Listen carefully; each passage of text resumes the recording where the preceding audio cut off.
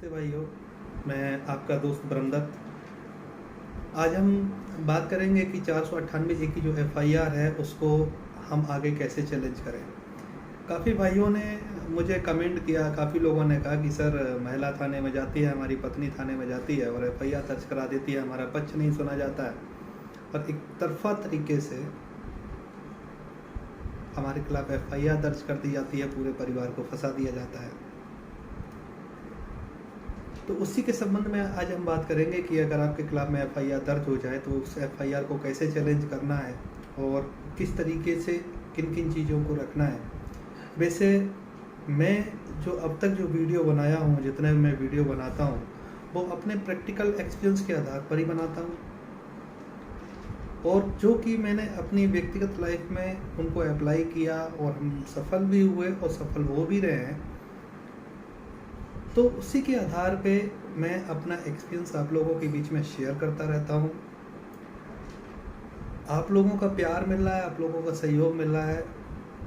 और हम उम्मीद करते हैं कि आप लोग ज़्यादा से ज़्यादा मेरी आवाज़ को बढ़ाएं, ताकि कि पता नहीं कौन सा निर्दोष परिवार है वो इस आग में झुलस रहा होगा, फर्जी मुकदमे की आग में झुलस रहा होगा। आपने देखा होगा कि अब उन लोग, जब पूरे परिवार की बात आ जाती है तो पुलिस फ़ायदा उठाती है कि पूरा परिवार आ गया, तो वो परिवार जो है ना, वो पूरा मेंटली टॉर्चर हो जाता है कि अब इज्जत कैसे बचाएं, समाज का डर, कानून का डर, घर परिवार का डर। तो इसलिए बहुत ज़रूरी है कि आप लोग भी सहयोग करो, इसको ज़्यादा से ज़्यादा शेयर करो, सब्सक्राइब करो मेरा चैनल, क्योंकि मैं प्रैक्टिकल आधार पे ही अपनी वीडियो बनाता हूँ। अगर उसमें से 2 शब्द भी अगर आपके काम आ गए तो मैं सोचूंगा कि मेरी जो मेहनत है, जो मैं मेहनत करता हूँ अपनी स्टडी में, वो मेरे काम आ गई। तो आपके खिलाफ में जब एफआईआर दर्ज हो जाए तो आपको एफआईआर की सर्टिफाइड कॉपी कोर्ट से निकालनी है और निकालने के बाद आपको सीधा हाई कोर्ट मूव करना है, जो कि आपका संबंधित हाई कोर्ट हो, वहाँ पे मूव करना है सीआरपीसी 482 के तहत में। आपने देखा होगा कि जब भी कोई एफआईआर दर्ज की जाती है तो महिला थाना या कोई भी थाना क्या करता है कि काउंसलिंग के नाम पे महिला थाने में दोनों पार्टियों को बुला लिया जाता है, वहीं बैठ के बातचीत कर ली जाती है, एक अच्छी तरीके से ये सारा सब किया जाता है। लेकिन क्या है, ऐसा होना चाहिए? ऐसा नहीं होना चाहिए। Honourable supreme court of India ने एक जजमेंट पारित किया था, बहुत पॉपुलर जजमेंट है, ललिता कुमारी वर्सेस स्टेट ऑफ यूपी, जिसमें ये कहा गया था कि सीआरपीसी 154(1) के तहत में एफआईआर दर्ज होनी चाहिए, कार्रवाई होनी चाहिए अगर अपराध संज्ञेय श्रेणी का है। लेकिन जजमेंट में ये भी कहा गया है कि कुछ ऐसे मामले हैं जिनमें पुलिस की जिम्मेदारी बनती है कि वो शिकायत पे पहले जांच करें, जांच करने के बाद में एफआईआर दर्ज करें। जैसे कि वैवाहिक मामले हो गए, कंज्यूमर कोर्ट के मामले हो गए, और भी उसमें कुछ मैटर्स दिए हैं, 4-5 मैटर हैं ऐसे जिनके तहत में पहले जांच होनी चाहिए, उसके बाद में एफआईआर दर्ज होनी चाहिए। लेकिन थाना क्या करता है, थाना काउंसलिंग के नाम पे बुलाता है, लेकिन जो आरोप लगाए गए हैं उन आरोपों को नहीं जांचता है कि ये आरोप सही लगाए गए हैं, गलत लगाए गए हैं, जबकि उनकी जिम्मेदारी बनती है कि उन आरोपों को जांचें, परखें, उसके बाद में ही एफआईआर दर्ज करें। तो पहला तो ये पॉइंट हो गया, यहाँ पे पुलिस गलती कर देती है, ये आपका बहुत बड़ा लीगल पॉइंट है। इसी जजमेंट में ये भी कहा गया है कि अगर कोई पुलिस अधिकारी संज्ञेय अपराध पर एफआईआर दर्ज नहीं करता है तो उसके खिलाफ में आईपीसी के सेक्शन 166(a) के तहत में एफआईआर दर्ज करने का आदेश है, अदरवाइज उस आदेश की अवहेलना मानी जाएगी।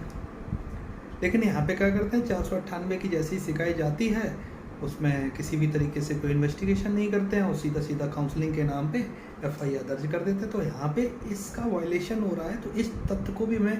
ऊपर लेके चलना। इसके बाद में हमें देखना है दूसरा पॉइंट, इसके बाद में हमें देखना है कि एफआईआर में जो घटना का जो समय बताया, आपकी पत्नी ने कहा है कि हमें छोड़ के चले गए मायके में या हमें घर से बाहर निकाल दिया, किस टाइम की घटना है और किस टाइम से लेके किस टाइम तक की ये घटना दिखा रही है। तो उसमें ये देखना है कि कहीं ऐसा तो नहीं है कि सीआरपीसी की धारा 468 के तहत में कहीं टाइम बाउंड हो रहा। आपने देखा कि लड़कियां मायके में चली जाती हैं, उनको 2-2, 3-3, 4-4 साल बाद याद आता है कि नहीं अब दहेज का मुकदमा लगा देते हैं। तो उसमें उस टाइम को भी देखना है कि वो टाइम कितना है, क्योंकि सीआरपीसी 468 सब सेक्शन 2 में कुछ लिमिटेशंस दी गई हैं कि इतने साल की सज़ा पे इतने साल के सज़ा के पीरियड में हम कितने दिन के अंदर में ऊपर शिकायत दर्ज करा सकते हैं, इस पे दिया गया है। तीसरा पॉइंट ये है कि इसमें आपने देखा कि महिला बढ़ा चढ़ा के बोल देती है कि अतिरिक्त दहेज का वर्णन कर देती है कि नहीं पिताजी से अतिरिक्त, तो दहेज नाम की चीज़ ऐसा है ही नहीं है। डॉरी प्रोविशन एक्ट जो है 1961 सेक्शन 2 के तहत में, और उसमें प्रोविज़न है, उसमें यह है कि डॉरी की जब शादी होती है तो दोनों बच्चों से लिस्ट होनी चाहिए, दोनों बच्चों के साइन होने चाहिए, गवाहों के साइन होने चाहिए, जो गिफ्ट दिए आदान प्रदान किए जाते हैं उन लोगों के नाम होने चाहिए, सारी चीज़ें होनी चाहिए, बिल वाउचर वगैरह होनी चाहिए। ये सारी चीज़ें ये लीगल ग्राउंड्स हैं उसमें। और आपने देखा होगा कि कभी कभी महिला क्या करती है कि अपने मायके की घटना दिखा देती है, जबकि वहाँ कभी जाना ही नहीं होता है। तो इन सारी चीज़ों को लेके आपको ऊपर मूव करना है कि, और अगर आपके पास कोई एविडेंस हैं तो उन एविडेंसों को कोर्ट के सामने रखना है कि कभी कभी महिलाएं क्या करती हैं कि झूठी शिकायत कर देती है। इसमें जैसे 406 के लिए हो गया, 406 के लिए उसने कोई लिस्ट नहीं दी है, पुलिस आपसे जबरन साइन कराने के लिए बोल रही है कि नहीं आप साइन करिए, तो आप उस पर साइन कर देते हैं। तो आप इसका मतलब यह है कि कहीं ना कहीं आप अपने आप को दोषी ठहरा रहे हैं। और अगला पॉइंट, आपने कभी भी इस चीज़ को नोट करना कि जब भी एफआईआर दर्ज होती है 498 की, तो उसमें डीपी सेक्शन 3/4 लगाया जाता है। तो यहाँ पे क्या होता है कि यहाँ पे जो कंप्लेनेंट पार्टी है उसको ऑलरेडी उसमें कन्विक्ट कर दिया जाता है कि भैया आरोप तो तुम पे भी लग गए हैं, तुमने भी दहेज दिया है, तुम एडमिट भी कर रहे हो, सारी चीज़ें हैं, और वही चीज़ें चार्जशीट में भी लग जाती है। तो इन सारे तथ्यों को लेके मेरिट टू मेरिट डिसाइड होता है कि आपके शिकायत में किस तरीके के आरोप लगाए गए हैं। उस तरीके से आप हाई कोर्ट में क्वेश्चन के लिए मूव कर सकते हैं। जितने सॉलिड आपके एविडेंस होंगे और जितनी अच्छी तरीके से आप रिट पिटीशन बनाएंगे उतना ही आपको फ़ायदा मिलेगा। देखिए, कहने के लिए बहुत सारी बातें हैं, जितनी अच्छी आपकी ड्राफ्टिंग होगी और ड्राफ्टिंग के आधार पर ही निर्णय होता है कि आपके लिए कितना फ़ायदेमंद है, और उसी हिसाब से ही आपको आगे भी, अगर कोई जैसे जजमेंट आ गया, कोई जजमेंट हुआ आपके खिलाफ हो गया, तो आप उसी जजमेंट को तो लेके ऊपर जाएंगे। तो ऐसी बहुत सारी चीज़ें हैं जो मेरिट टू मेरिट डिसाइड होती हैं। आपको पढ़ना चाहिए एफआईआर में, एक बार पढ़ो, 2 बार पढ़ो, 3 बार पढ़ो, 4 बार पढ़ो, जब तक समझ में ना आए तब तक पढ़ो, और उसमें देखो कि किस किस को आरोपी बनाया गया है, और ऐसी कौन कौन सी ऐसी चीज़ें हैं जो है ना ऊपर आप क्वेश्चन में ले जा सकते हैं, जिसके आधार पर क्वेश्चन हो सकती है। ये सारी चीज़ें देखने लायक हैं। अगर आपको ये वीडियो अच्छा लगा हो तो कमेंट बॉक्स में ज़रूर बताएं, और ज़्यादा से ज़्यादा शेयर करें, क्योंकि लोगों को जानकारी होनी भी चाहिए। धन्यवाद।